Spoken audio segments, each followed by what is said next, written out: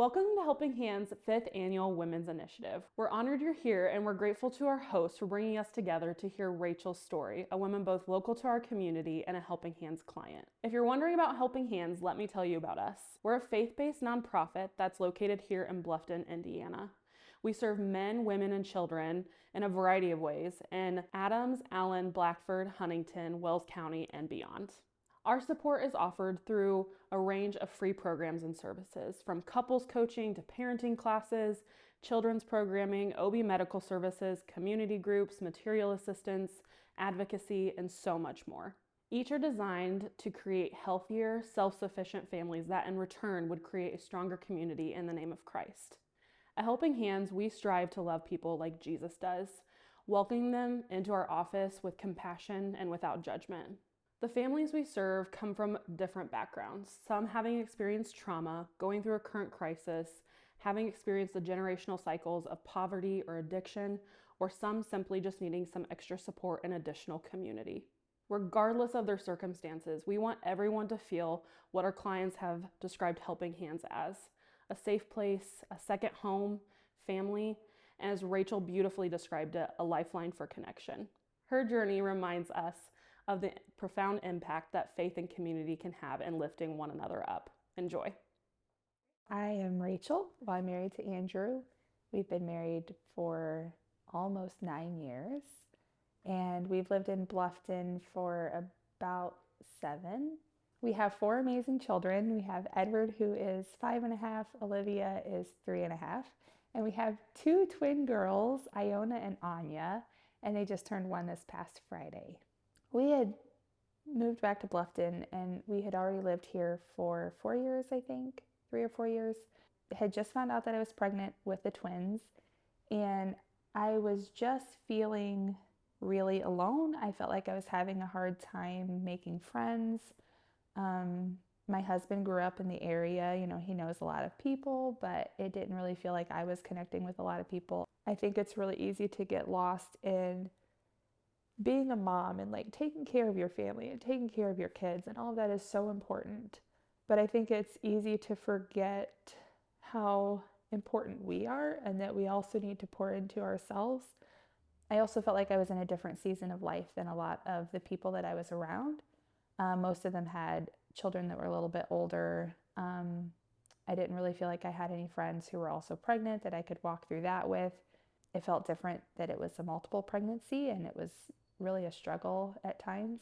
A huge blessing, but I just was feeling really alone and isolated, and there was only so much I felt like I had the power to change that. I had 2 small children at home, and there was only so much I could do.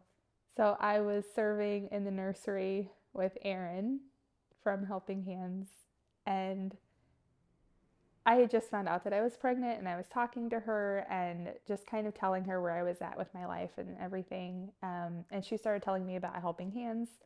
And I told her, I was like, that sounds really great, but I don't want to take resources that other people need more than I do.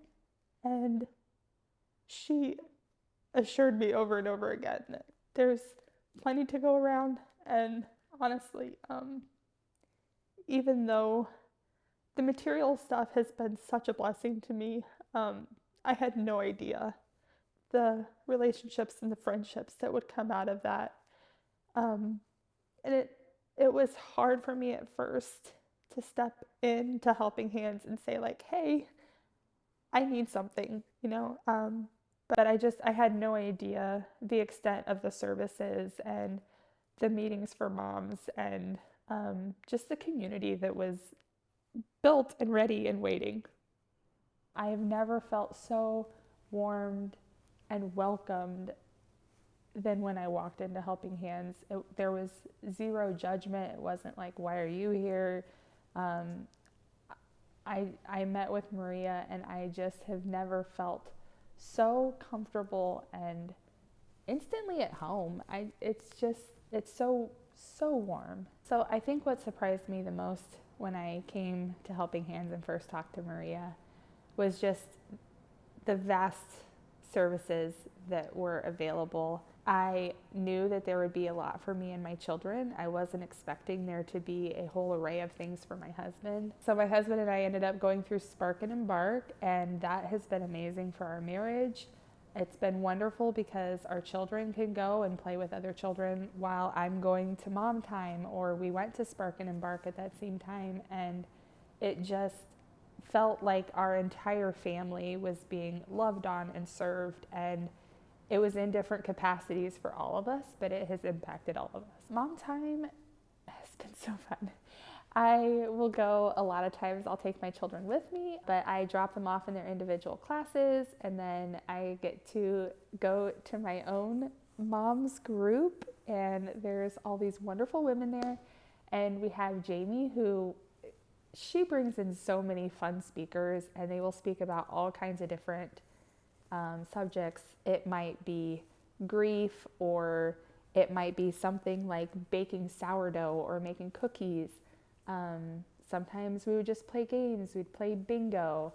There were also times that she would have like someone come in from, say, the food bank, and they would share about what they do at the food bank. And then the following week we would have a service week and go to the food bank and help with whatever they needed. And it just feels like such a great way to build friendships and community, but also to invest in Bluffton as a town. Like, that's just really, really cool. And then we have a lot of fun. I felt like I was really hungry for friendship and relationships, and coming to Helping Hands and Mom Time, I have built some really special friendships, other twin moms that I've been able to meet and get advice from, and just joke about the crazy stuff that happens with twins. And, you know, when I felt like I was in over my head, I had multiple people that I could reach out to who had been in my shoes. A couple times I would invite them over just for coffee in the morning to, you know, have some friends over and have some mom time and let the children play. And it was just really refreshing. And much as they poured into me, I'm also now seeing how much I've been able to pour into them. And that's a huge blessing too.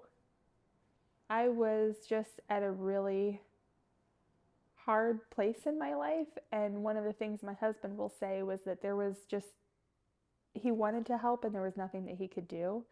The one thing that he could do was let me develop friendships, and Helping Hands gave me those friendships, and it really did feel like a lifeline of connections with these other moms that I didn't even know I was missing. Like, once I was able to have that in my life, it just made such a difference, and it felt like it enabled me to be a better mom to my kids and to be a better wife to my husband, and honestly even just a better friend to my other friends, because, you know, when your group is this big, it's just hard, and you're relying on a very small number of people for a lot of emotional connections, and it's just such a blessing to widen that a little bit, or a lot in my case, and just being able to build those friendships with, you know, the staff is amazing at Helping Hands, but the other women that I have met has just been such a blessing. And then my children, Edward especially, he's 5.5, and he gets so excited when I tell him that we're going to Helping Hands. One time he saw someone else wearing a t-shirt that said Helping Hands on. He's like, "Mom, I need one of those." He gets so excited about playing with his friends, and he'll come home and tell me, you know, different little things that he learned. One time he had a little jingle about Jesus, and Jesus loves me and he loves you, or I don't remember. He was singing it for weeks. My daughter Olivia is a little bit more shy, but she started warming up to the volunteers at Hand in Hand, and just also got so excited. We would say, you know, "Hey, we're going to Helping Hands tonight," and they would just like get so excited. And that's a blessing to me also, because it's kind of hard to leave them with other people a lot of times. And again, it just feels like it's support for our whole family, which has allowed us to be better for each other. And it just feels like everything runs smoother when we're all being invested in as individuals and as a family. So, one fateful night, my husband was in Olivia's room with her, just sitting with her, getting her to go to sleep. and a mission trip that he had been on his senior year of high school, which was in 2006, popped into his mind. Casa de Niños in San Luis Potosi, Mexico, just randomly popped in his head. So he got online and he's searching for it. He can't find it. He's searching and searching, and eventually he finds it, and he sees that the home has been closed for 3.5 years and they're looking for house parents. And he goes, "This is crazy. There's no way." And he came out in the living room and he said to me, "Casa de Niños is looking for house parents. Do you want to?" And I said, "Yes." Unbeknownst to him, 10 days earlier, we had been talking on the phone during his lunch break, and he was telling me how unfulfilled he felt at work. And the thought that popped into my head was, you wouldn't feel that way if we were at that place in Mexico. And that was literally how it came into my head, because we had only talked about this place one time when we were dating years and years ago, and I couldn't even remember the name of the place. So when I said the very boisterous yes, he was obviously very surprised. I instantly felt like this was a God thing. Simultaneously, I felt like we were obviously crazy because we have 4 small children. 3 of them are girls, and I figured there was no way that we were going to take our 4 small children and go down to the middle of Mexico to raise boys in a boys' home. Like, that wasn't a thing that was on my to-do list. So we reached out to the board, fully expecting them to tell us no. And they got back to us very quickly and asked for a phone interview. And we were both just like, okay. The phone interview went really great. They were very interested. They wanted to talk to us more. So we prayed a whole lot, and we eventually went down there to visit. And it just feels like one thing has led to another. And they told us yes in September. And so from September to the end of January, we have just been purging our house and trying to get everything packed up to head down to Mexico. This whole time, I have had such a huge range of emotions, but at the end of the day, I feel like I would rather be doing something that feels a little bit crazy and know that it is what God is asking us to do than to stay here where I'm comfortable and things are safe. But I also really feel strongly that I felt comfortable saying yes because I know that I have a firm foundation here. And a lot of that comes back to our church family and our Helping Hands family. And just I feel like I went from this tiny community of like a couple of people that I knew to now I just feel like I have 2 massive families who are so supportive of us and praying for us and lifting us up all the time in so many different ways. Helping Hands has brought food to our house, I think 2 or 3 times now. Once when we had the twins, and again when we were just feeling a little overwhelmed with this whole moving process. And I honestly don't know, without this support and the community that we have here, I don't know that we would have been able to say yes, because I feel so strongly like, yes, Andrew and I and our children are saying yes, and we are going, but it takes such a massive amount of people praying for us and supporting us that enables us to be able to say yes. And that is such a huge blessing. Casa de Niños was opened over 50 years ago by a lady from First Church of Christ Markle. She saw a need for it, went down there, opened the first home, built a new home when she outgrew the first one. The couple that took over for her was there for about 30 years. They're also from FCC Markle, and we have had the privilege of working really closely with them in this process of getting down there, which has been so cool. But yeah, they were down there for 30 years. I don't understand God's timing, but I feel like it was all about His timing to lay that on Andrew's heart, and he happened to have been down there for that one missions trip and had a heart for it. And when I went, I fell in love with the place immediately. The home is already there and furnished and everything, so we just get to go down there and sneak our way in and love these boys. I think when you have a strong family unit, it goes from all of us being in survival mode and focused on this because that's all we can handle right now, to being a strong, healthy foundation. And then I feel like that enables us to outwardly focus on the people and the things around us. In my family, that's meant that I felt like I had the ability to serve at church because I wasn't running on empty anymore. Andrew has served at church with me. Our kids are, I feel like my children are a lot more willing to make friendships with other children and be around other adults. And I think a lot of that is them getting invested in week after week by people who are just there to love on them and play with them. I just really, really want to encourage other women who are in the place that I was a year and a half ago, just feeling alone, isolated, whatever that might look like. It might feel like you don't deserve to feel that way because you have people around you, but I feel like you can have people around you and still not have the community that you need and the support that you need. So I just really urge anyone who is feeling alone to please just step out. It's uncomfortable, it's hard, sometimes it even hurts, but it is so worth it in the end. And the only regret that I would say that I have is I wish I would have done it a little bit sooner. I wish I would have been vulnerable a little bit sooner. I wish I would have started going to mom time a little bit sooner, but it is just so worth it. And I feel like it's so important for us to pour into ourselves and make sure that we have that foundation and that we are sturdy. And then out of that, I just think that the possibilities are so endless of what God can use us to do in other people's lives. And we never know what that's going to look like.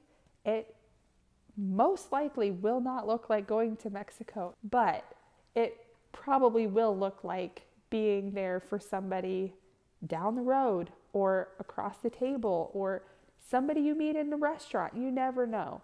If you are being invested into and you are filling up your cup and taking care of yourself, then I feel like you're so much more capable of seeing the needs of people around you and being able to pour into those people as well.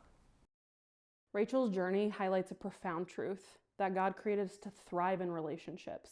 He never intended for us to live in isolation. Our best moments and even our hardest ones are meant to be shared with others. No matter your relationship status, employment status, living situation, participation at church, we all desperately need community in order to grow and live as God intended. Romans 12:4-5 says, "Just as our bodies have many parts and each part has a specific function, so it is with Christ's body. We are many parts of one body and we all belong to each other." Rachel's story is the testimony of the power of community. Through the love and connection that Rachel and her family experienced at Helping Hands, they now feel equipped for the calling that they have to head down to Mexico. Here is where they hope to create the same kind of community that they've experienced. If you yourself are experiencing a season of isolation or loneliness, I hope that this evening can provide you with even a sliver of connection. Maybe it will spur a good conversation that leads to a follow-up over coffee, or maybe it will encourage you to get involved in your church community. Maybe it will provide you with someone that can resonate to a part of your story. You know how the saying goes, you can't pour from an empty cup.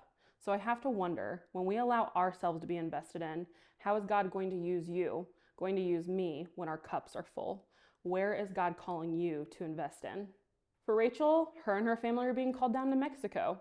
You might be called just down the street. You might be called to your church. You might be called into your child's school.